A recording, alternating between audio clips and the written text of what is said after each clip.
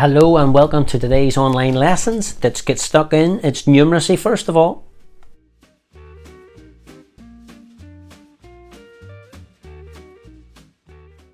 Okay, good morning everybody. This morning, our first online lesson. Let's jump in and get started. This is our numeracy lesson for squares. Squares, we are going to look at, this is your learning intention, so if you're in class right now, you'll be writing this down.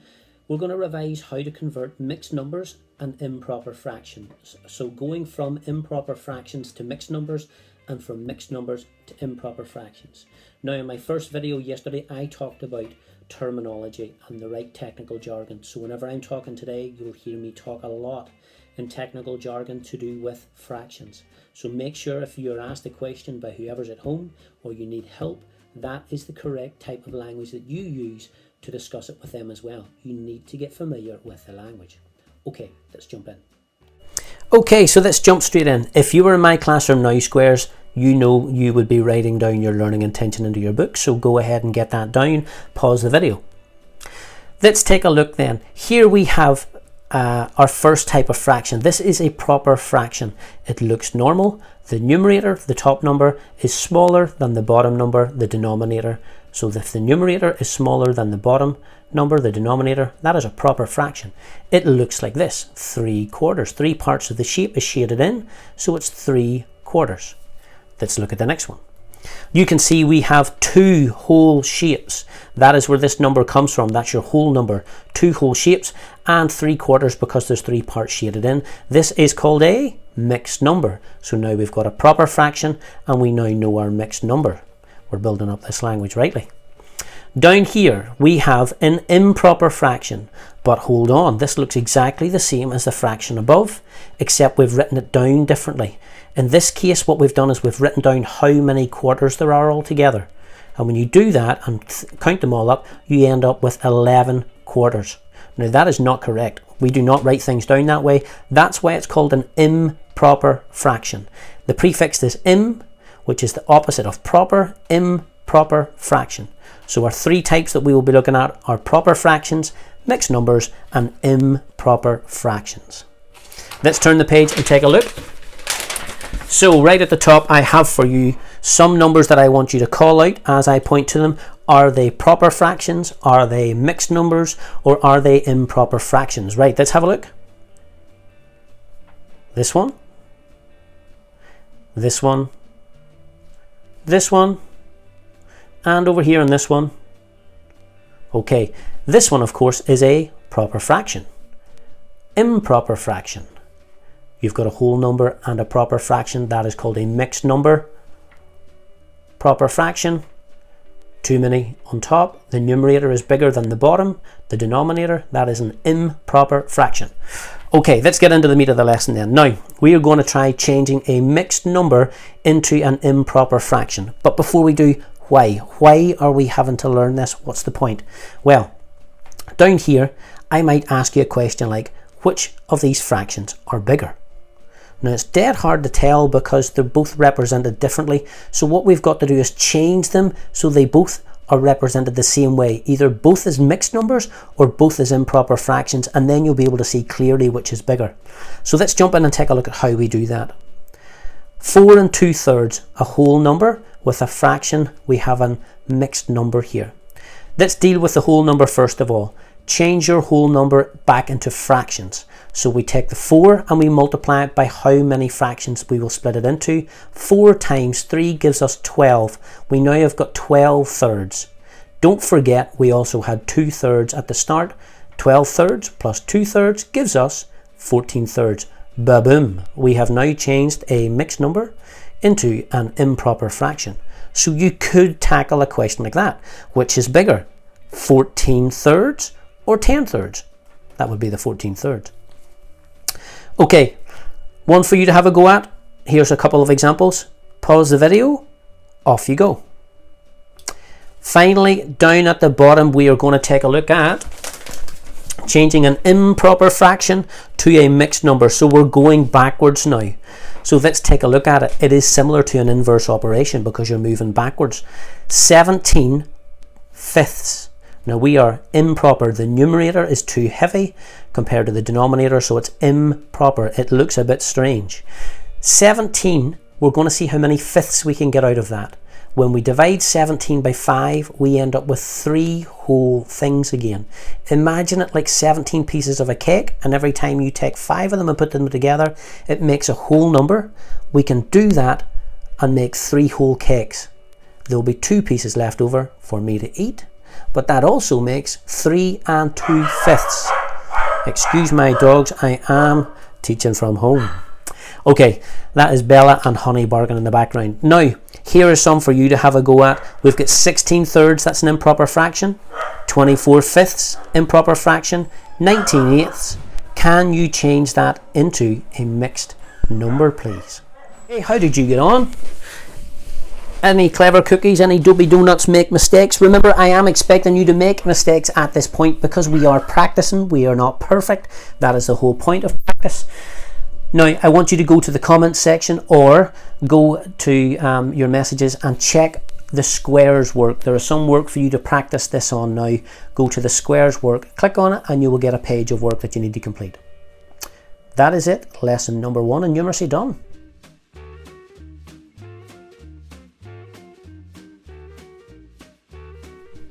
Okay, good morning triangles. Triangles, we are going to get started today by looking at fractions. So our topic of this next little block of work is going to be based on fractions.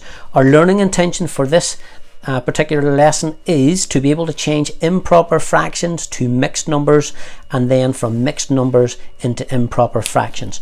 We will have to look at the language that's involved here, make sure we understand what mixed numbers are and improper fractions are, and make sure you use that language like we talked about yesterday in our top tips.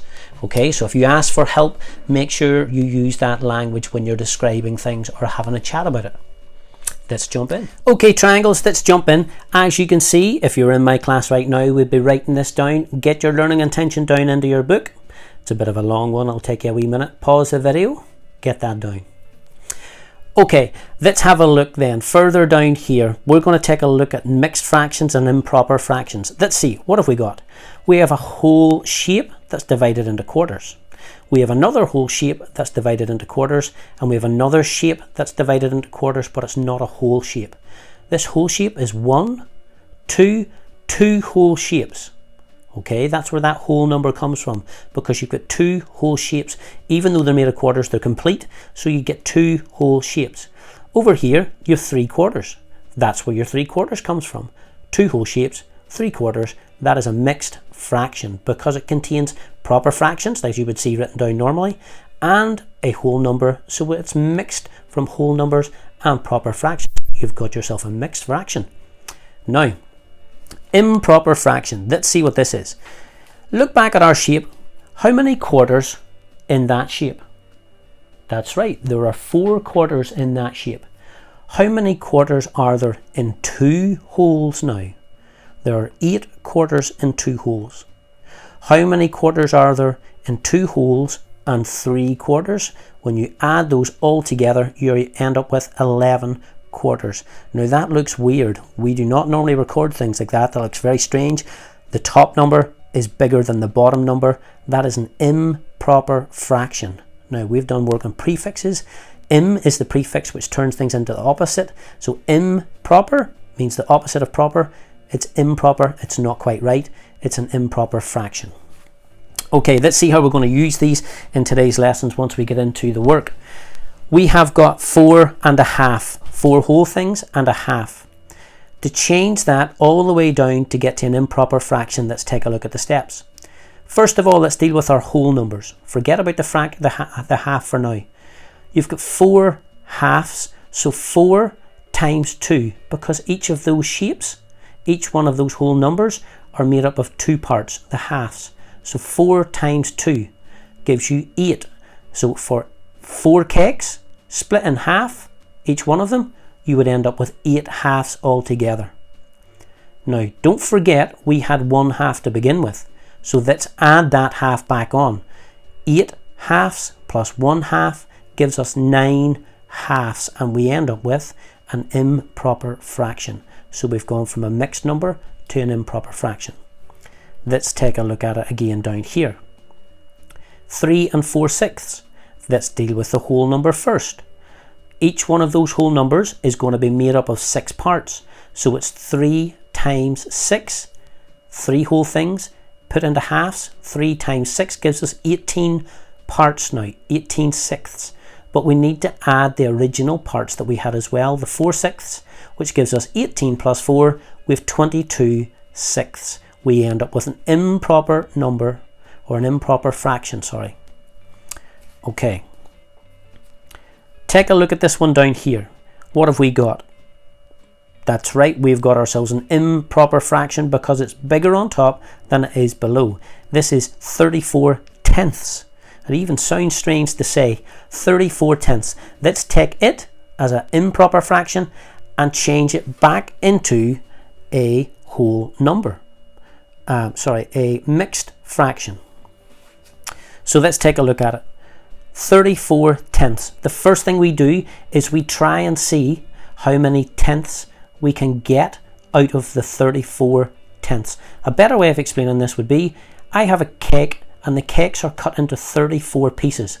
I'm going to take them and put them back together using 10 pieces at a time. So every time I put 10 pieces back together, I end up with a full cake. Now you know if you divide 34 by 10, you end up with 3. So out of those 34 cake pieces, when I group them in together with 10 by 10, I end up with 3 whole cakes and 4 pieces left over. That's 3 whole cakes with a remainder of 4 pieces left over. Now the 4 pieces are still 4/10. That's where that comes from. So really what we've got from the start of 34/10, we take the cake pieces, put them together, and we end up with 3 full cakes and 4 parts of a cake left over. 4/10 of the cake left over. 3 and 4/10 is your whole number. Now, I suggest before you click on the link underneath the comment, or before you go to see where your work is, you listen to the demonstration again a few times, make sure you're clear, or ask whoever's at home to give you a hand to explain it to you again. There is no wrong or right answers at the minute. We just want to make sure.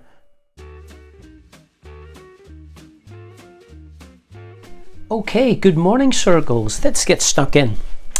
This morning what we're going to do is we're going to take down our learning intention in just a second. The learning intention is to be able to compare, match and order some simple fractions. Now we've looked at fractions before, but now we're going to put them in order from largest to smallest. We're going to be able to see, using a fraction wall, which fractions are even to one another, and also be able to compare them and see which is larger than one than the other. Okay, let's jump in. Okie dokie circles, let's jump in and take a look. So here we have our learning intention up at the top. You may want to take a minute, pause the video and get that written down into your books. So to be able to compare, match and order simple fractions. Now, down here we have our 2 crocodiles. Now you should know that the crocodile always eats the bigger number. So if this open side of the mouth is facing this direction, it's going to eat the larger thing over here. If the crocodile is facing this direction, it's going to eat the larger thing over here, and we'll use these symbols in just a little minute. But first of all, let's jump in and take a look at this. This is that's right, this is a fraction wall. Now the fraction wall is all built from this whole strip. That is one whole thing, one whole cake, one whole something, but it's one whole. You have all of it and it's in one solid part. Underneath we have a fraction. It is fraction half, okay, and there are 2 halves. Now if you take a look at your fraction wall, you can see that it takes 2 halves to be the same as one whole. You could say, and we have to use the fancy pants word now, that these 2 fractions are equivalent to that one whole.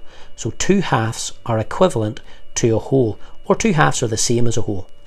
If you go further down the fraction wall, and there's lots of fraction walls that shows you different fractions out there, but in this one, if we go further down, we have come to our next fraction, which is a quarter. Now the quarter, as you can see, is smaller than the half, and that's definitely smaller than the whole. So the quarter is split into 4 parts, and the 4 parts make up the same as one whole. Okay, so the 4 quarters are equivalent to one whole. However, take a look, look at the half. How many quarters make up 1/2? That is right, 2 quarters make up 1/2. You can say that 2 quarters are equivalent to a half, or the same as a half. Go further down the wall, you've got fifths, and further down again you've got eighths, and you can keep going and chop things into tiny little parts and end up with really small fractions the further you go down. Let's take a look at the fifths. Which is bigger, a quarter or a fifth? That is right. You can see that the quarter is bigger than the fifth, even though the number is larger on the fifth. Really what we're saying is the larger the number, the smaller it gets. Okay, so the larger the bottom number, the smaller the fraction gets. Now, if you take a look across, you can see that the fifth is not worth the same, or it's not equivalent to the quarter. It's too small. It doesn't line up on the fraction wall. But if we come down that line, we can see that this one does. How many eighths? 1, 2 are the same as the quarter. That's right. 2 eighths is the same as or equivalent to a quarter. So you can use this fraction wall, and there will be one in your work today, to help you work out which fractions are equivalent. In other words, which line up with each other on the fraction wall, and you can count how many, to work out which fractions are equivalent to one another. So let's take a look.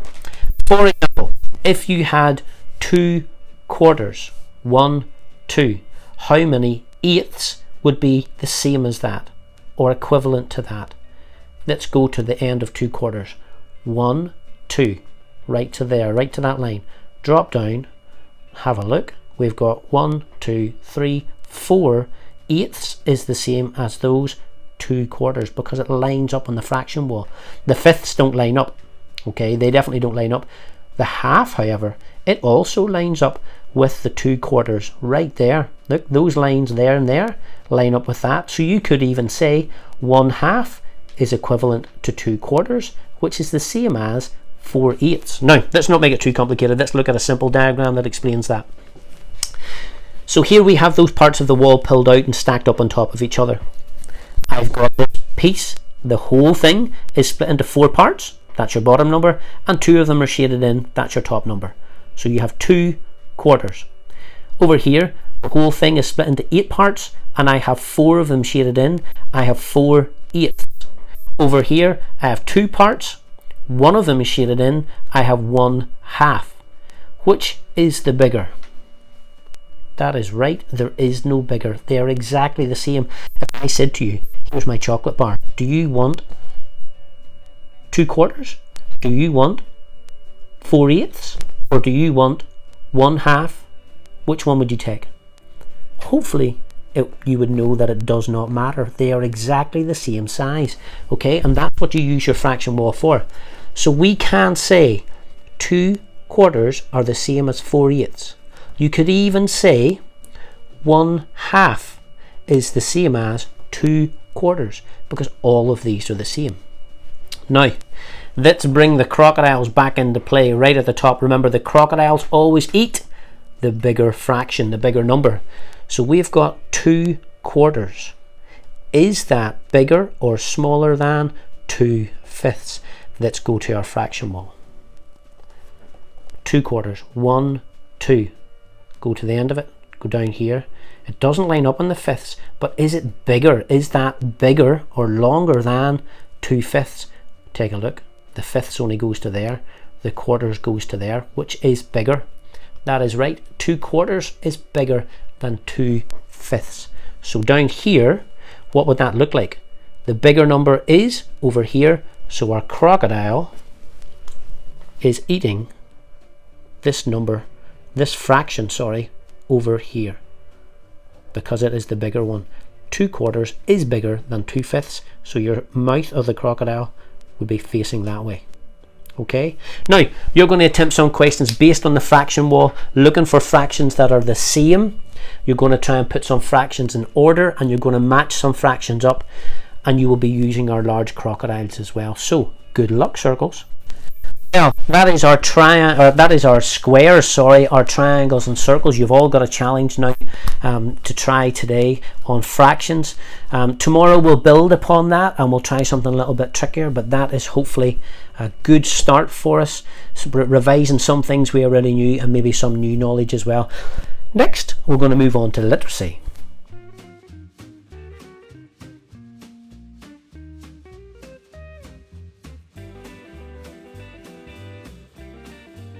Okay, so today's literacy lesson for my alphas and my bravos, we are going to look at suffixes. Now, you should know a little bit about suffixes already. You know that they come at the end of the word. Prefixes come at the beginning of the word. Pre makes you think before, okay, like pre-kickoff, that sort of thing. So it comes before the base word, which is the original word that you're going to change. So take a look up at the top. Suffixes are letters added to the end of base words. Base word is the word that makes up the original word before we change it. Two things we need to note about our suffixes. They can sometimes change that word's particular meaning, okay? So it can have a meaning when it's just a base word, and then it can change when you add your suffix to the end to mean something completely different. Secondly, they can change the spelling of the base words that they join. So you may need to change the spelling of the base word when you add your suffix to make it work, or to make it spelled correctly. So that it's spelled correctly would be a better way of saying that. So here's some examples. For example, we're going to look at the suffix ous, us, which means full of. Okay, so the meaning of that suffix is full of. Here we have our root word or our base word, odor, and when we add us to the end, we have odorous. So odor is a smell. Odorous is to give off or to be full of the smell. Okay, now have a look. I have underlined something for a reason. Can you spot why? That's right, because the spelling has changed. We have added the suffix to the end of the word, but to make sure that it is spelled correctly, we've had to change the structure of the word. Let's have a look at another example. Using the same suffix, humor, which means funny, just like me and my dad jokes, we have humorous. To have a good sense of humour, to be full of humour, is humorous. And again, the spelling has changed to make that suffix fit. Adventure, we know what that is. It appears in lots of books that we read. And adventure is something that we, something exciting in the future would be an adventure. Adventurous, if we bring this across, we have changed the spelling of the word again, and added our ous suffix at the end, and the spelling of that has changed. Now, there are lots of suffixes out there that you're going to be looking at today, like ing and ed, ing and ed, and sometimes the word doesn't need change, the base word, when you use those. Sometimes it does. Why are we looking at suffixes? What is the whole point of looking at grammar and word work like this? It makes you a better writer, so that whenever you write things down, you know how to use them correctly, and that enhances your writing and makes you a better writer. It also makes you a better reader, because if you came across this word in a book and you weren't sure of what it meant, you could think, well, I wonder what base word that is made of. And if you could figure out that the base word is odor, you would know that this has something to do with smell. Okay, and also, now that we know that ous is full of, you would know that something is full of smell. Okay, so it can be handy for those reasons as well. So today's practice, Alpha and Bravo, is going to be on suffixes. Think carefully. There will be examples in the pages that you're going to do for me, and a little explanation of how to use those suffixes as well. Okay, good luck.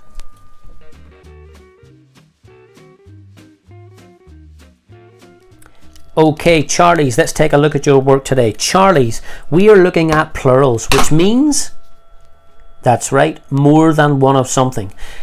Singular is when you have one of something. Plural is when you have more than one of something. Okay, it could be two of something, or three, or four, or any number. Just the number more than one. Now, I have a very fancy explanation of what that is up here, but I'm going to simplify that rule and explain it very easy down here. It says up here, usually. Let's start here. Usually, what I'm about to show you usually works most of the time. Okay, sometimes it doesn't work. There are always words where the rules don't follow. Okay, but in this case, it will usually work most of the time. So usually when a word ends with a consonant followed by a Y, you change the Y to an I and add ES. Now that's the hard definition of it, but don't worry about that. Let's take a look. We have our vowels. Vowels here are A, E, I, O and U. The consonants are all the other letters. So usually when a word ends in a consonant followed by a Y, you change the Y to an I and add ES. That's quite complicated to remember, okay? That's what the textbooks would tell you, but here's a really easy way of remembering it. If a word ends in Y, change the Y to an I and add ES. That is much easier to remember. Change the Y to an I and add ES. So you've gone from having one fairy to lots of fairies. It could be 2, 3, 20. One fairy to lots of fairies. Okay, the second rule that we need to remember for today's work. Usually, again, when a word ends in F, change the F to a V and add ES. So, very simply, if a word ends in F, take that F off and replace it with a V and add ES. Shelf becomes shelves. Okay, so we're going to be looking at words that end in Y, we're going to be looking at words that end in F, and we're going to use the plural rules that work most of the time to change those words from singular to plurals. Charlies, that is your literacy work for today.